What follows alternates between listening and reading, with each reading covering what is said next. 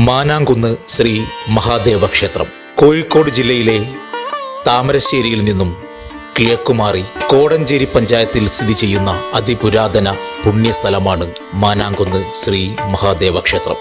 പൂർവകാലത്ത് മുനിമാരും താപസന്മാരും താമസിച്ച് പൂജ നടത്തിയിരുന്ന സ്ഥലത്ത് അന്ന് ദർശിക്കാനിടയായ ദിവ്യ ജ്യോതിസിനെ ഉമാമഹേശ്വരനായി പ്രതിഷ്ഠ നടത്തിയെന്നാണ് ഐതിഹ്യം. കാലാന്തരങ്ങളിൽ നശിച്ചുപോയ ക്ഷേത്രം 2008 പുനർപ്രതിഷ്ഠ നടത്തുകയും വർഷം തോറും ആറാട്ട് മഹോത്സവം നടത്തുകയും ചെയ്തു വരുന്നു. മാനാംകുന്ന് ശ്രീ മഹാദേവ ക്ഷേത്രം 2008 പുനഃപ്രതിഷ്ഠ കഴിഞ്ഞതിന് ശേഷം വർഷം തോറും ആറാട്ടുത്സവം നടത്തി വരാറുണ്ട്. നവീകരണ കലശം അതിന്റെ ഭാഗമായി നടത്തപ്പെടുകയാണ്. 2026 ഏപ്രിൽ 23 മുതൽ നവീകരണ കലശം ആരംഭിക്കുകയാണ്. നമുക്കറിയാം, ക്ഷേത്രത്തെ സംബന്ധിച്ചിടത്തോളം ഒട്ടനവധി പ്രത്യേകതയുള്ള ഒരു ക്ഷേത്രമാണ് മാനാംകുന്ന് മഹാദേവ ക്ഷേത്രം. മാനാംകുന്ന് മഹാദേവ ക്ഷേത്രത്തോടനുബന്ധിച്ച് തന്നെ വടക്കു ഭാഗത്തായി ഒരു ദേവീക്ഷേത്രവും വടക്കു കിഴക്കായി ഒരു വിഷു ക്ഷേത്രവും ഇനിയും പുനരുദ്ധരിക്കേണ്ടതുണ്ട്.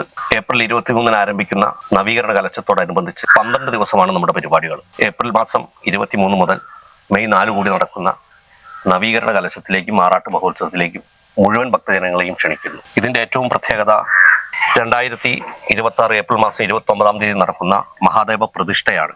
രാവിലെ 8:30 9:10 മധ്യേ ശുഭമുഹൂർത്തത്തിൽ തന്ത്രി ബ്രഹ്മശ്രീ എളമന ശ്രീധരനുണ്ണി നമ്പൂതിരിയുടെ മുഖ്യ കാർമ്മികത്വത്തിൽ നടക്കുന്ന ശ്രീ മഹാദേവ പ്രതിഷ്ഠയിലേക്ക് മുഴുവൻ ഭക്തജനങ്ങളെയും ക്ഷണിക്കുകയാണ്.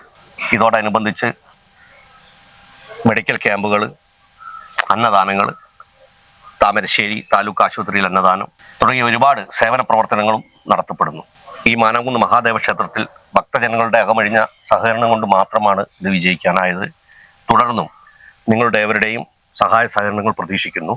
2026 മെയ് മാസം 4 തീയതി ആറാട്ട് കടവിൽ നടക്കുമ്പോൾ അന്ന് രാവിലെ തന്നെ ആനയൂട്ടും ഒരു പ്രത്യക്ഷ മഹാഗണപതി ഹോമവും നടത്തപ്പെടും. ബ്രഹ്മശ്രീ സൂര്യകാലടി സൂര്യൻ പരമേശ്വര ഭട്ടത്തിരിപ്പാടാണ് മുഖ്യ കാർമ്മികത്വം വഹിക്കുന്നത്. ഗണപതിയും സൂര്യനും പ്രത്യക്ഷപ്പെട്ട മന എന്നതുകൊണ്ട് തന്നെ പ്രസിദ്ധിയാർജിച്ച നമ്പൂതിരി ഇല്ലമാണ് സൂര്യകാലടി മന. സൂര്യോദയത്തിന് ശേഷം ഗണപതി ഹോമം നടത്താൻ അവകാശം സിദ്ധിച്ച ഏക ബ്രാഹ്മണ വംശമാണ് സൂര്യകാലടി മന. ആനയൂട്ടിലും പ്രത്യക്ഷ മഹാഗണപതി ഹോമത്തിലും ഭക്തർക്ക് ഓഫീസുമായി ബന്ധപ്പെട്ട് വഴിപാടാക്കാവുന്നതാണ്. എല്ലാ ദിവസവും അന്നദാനം ഉണ്ടായിരിക്കുന്നതാണ്. സാധാരണയായി മാനാംകുന്ന് മഹാദേവ ക്ഷേത്രത്തിലെ ഉത്സവം ഡിസംബർ 2 മുതൽ 8 കൂടിയ ദിവസങ്ങളിലാണ് നടത്താറ്. 12 വർഷം കഴിയുമ്പോൾ ക്ഷേത്ര ചൈതന്യം വർദ്ധിപ്പിക്കുന്നതിനായി നവീകരണ കലശം നടത്തേണ്ടതായിട്ടുണ്ട്. ക്ഷേത്ര ചൈതന്യം വർധനവിനായി നവീകരണ കലശം നടത്തേണ്ട ആ മുഹൂർത്തം ഉത്തരായന കാലഘട്ടത്തിലാണ് നടത്തപ്പെടേണ്ടത്. ഏപ്രിൽ മാസങ്ങളിലാണ് അതിൻ്റെ അവസാന മുഹൂർത്തം. അതുകൊണ്ടാണ് ഇത്തവണ നമ്മൾ നവീകരണ കലശവും അതോടനുബന്ധിച്ച് ആറാട്ടും കൂടി നടത്താൻ നിശ്ചയിച്ചത്. വീണ്ടും ഇനിയും വരും വർഷങ്ങളിൽ പതിവ് പോലെ ഡിസംബറിൽ തന്നെ ഉത്സവം നടക്കുന്നതാണ്. നവീകരണ കലശവും ഉത്സവവും കൂടി 2026 ഏപ്രിൽ 23 തുടങ്ങി മെയ് 4 വരെ നടത്തുകയാണ്. അതിനോടനുബന്ധിച്ച് മാതൃസമിതിയുടെ നേതൃത്വത്തിൽ നടത്തി വരാറുള്ള സർവൈശ്വര്യ പൂജ ഈ തവണ 2026 ഏപ്രിൽ 26 ഞായറാഴ്ച 4-ാം ദിവസമാണ് നടത്തി വരുന്നത്.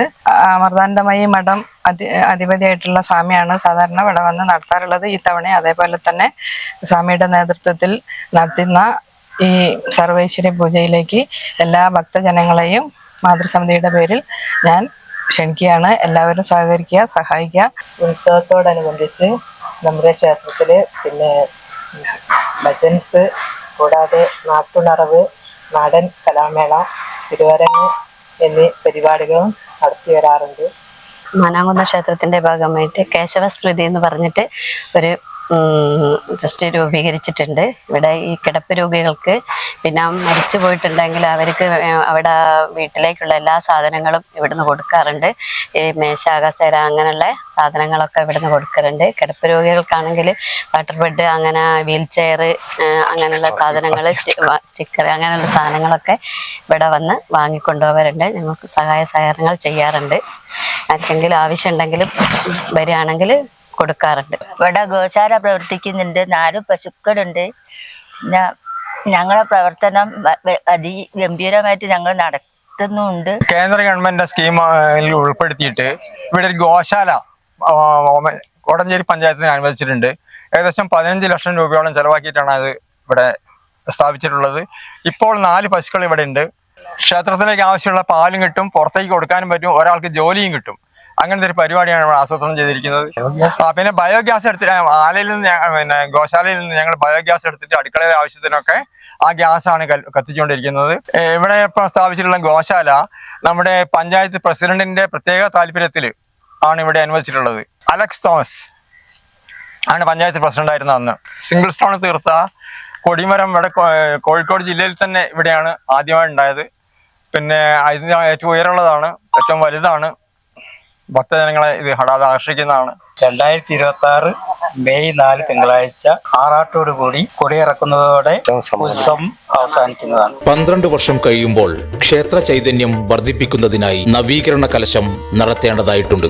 ആ മുഹൂർത്തം ഉത്തരായന കാലഘട്ടത്തിലാണ് നടത്തപ്പെടേണ്ടത്. ഏപ്രിൽ മാസങ്ങളിലാണ് അതിന്റെ അവസാന മുഹൂർത്തം.